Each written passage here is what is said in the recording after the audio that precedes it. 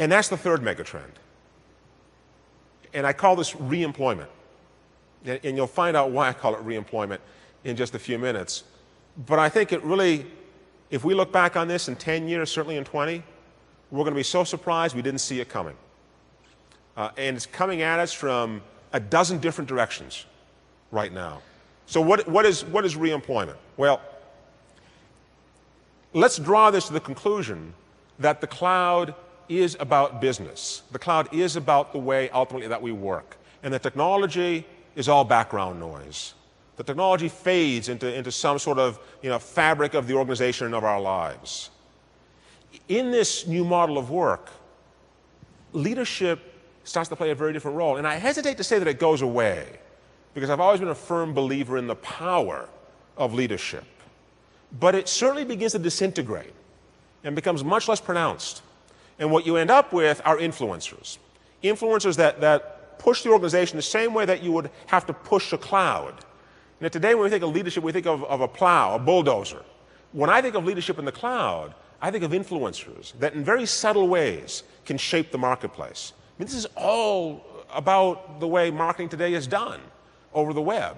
But I think it'll also start to apply to organizations as well. And if you think about what this means in terms of the way we employ people, something really interesting starts to happen. We move from this one-on-one to one-to-many model to a many-to-many model where, we call it crowdsourcing today. I would call it cloud sourcing, where we're constantly employing talent based on the talent that is most appropriate for the job. Now, I want you to stop and think about that, because that's a point so easily lost. Remember earlier I talked about refactoring and how it applies to computer programs and to code? What if you could refactor an organization?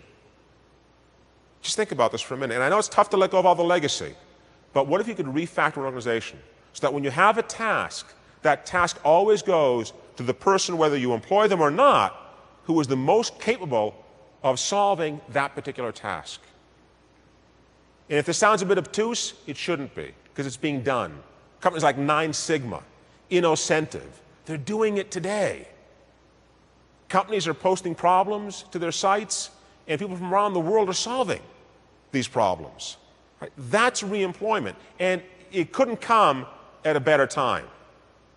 The last number I saw pegged it at 55% total when you include all of the underemployed, unemployed, partially employed, folks who have taken pay cuts, who have reduced their hours within the U.S. That's a big chunk of our working population. At the same time, work-life expectancy is increasing faster than life expectancy, which, to put it bluntly, means you're going to be working forever. None of us are going to retire. And in many cases, because we don't want to retire. It's not the financial aspect of it. It's because it's so easy to continuously be employed. I was talking to a good friend of mine at Microsoft, who's quite senior, just a few days ago, and she said to me, I want to retire. I want to get out of Microsoft, but frankly, they're making it too difficult for me to leave. They'll take me on any terms. They don't care how much I work and how often I'm there. They just want me there. They need my brain. They need my gray matter. And she wasn't being arrogant. So the nature of employment itself is going to change for those who are highly employable to those who are in parts of the globe where they're virtually unemployable without the cloud. And if nothing else ends up being more than a footnote in our discussions about the cloud 10, 20 years down the road, it'll probably be this. The fact that it's so radically changed the ability to employ and to deploy people across the globe.